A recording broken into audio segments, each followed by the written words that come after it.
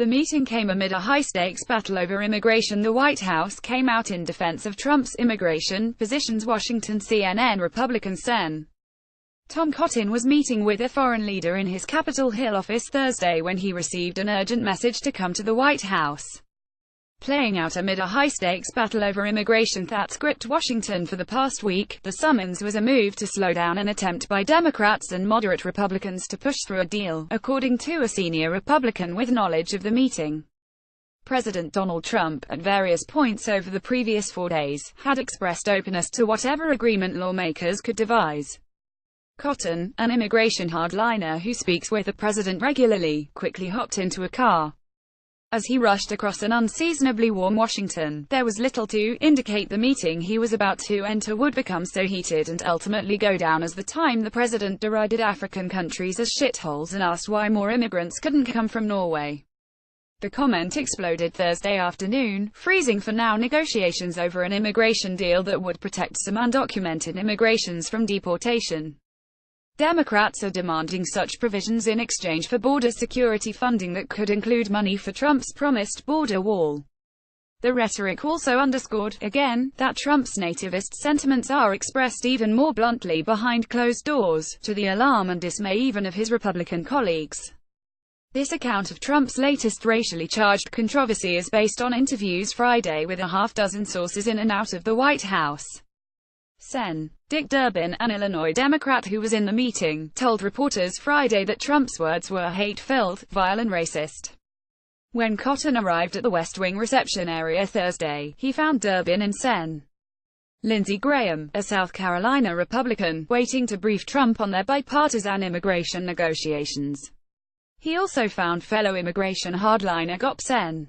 David Perdue of Georgia, who was also called by Trump's aides to brief the president.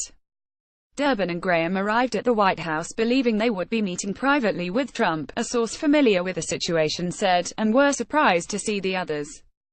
Meeting gets underway. Once the meeting got underway, it was clear Trump wasn't in the mood to entertain the plan being offered by Durbin and Graham, which would have increased border security funding, allowed for a 10 to 12-year path to citizenship for some young undocumented immigrants and provided protections for individuals with temporary protected status from countries such as El Salvador and Haiti.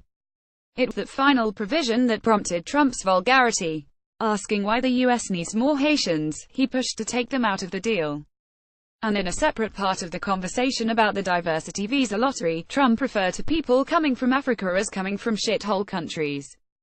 In the moments after he made the insulting remarks, Trump's advisors and allies looked at one another with concern, according to a White House official. There was little chance the sentiments he expressed, or the foul language he used to express them, would remain private for long.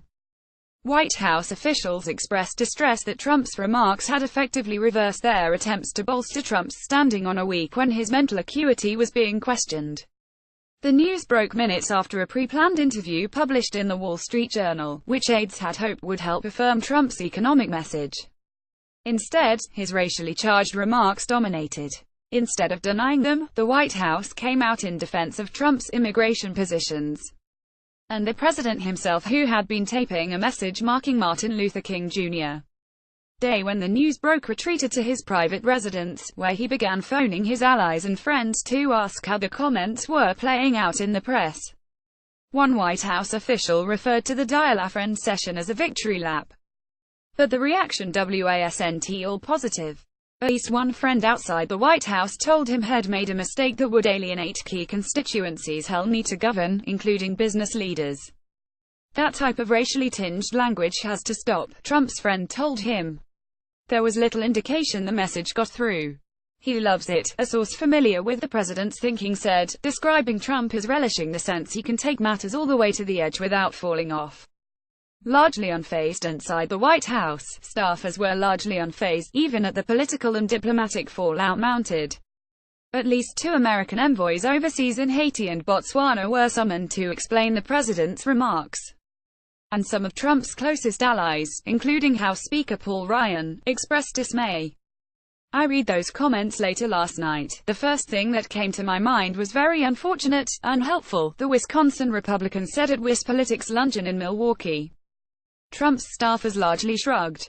Though the president's crude comments might enrage Washington and much of the international community, his aides predicted the remarks would resonate with the president's base, much like his attacks on NFL players who kneel during the national anthem.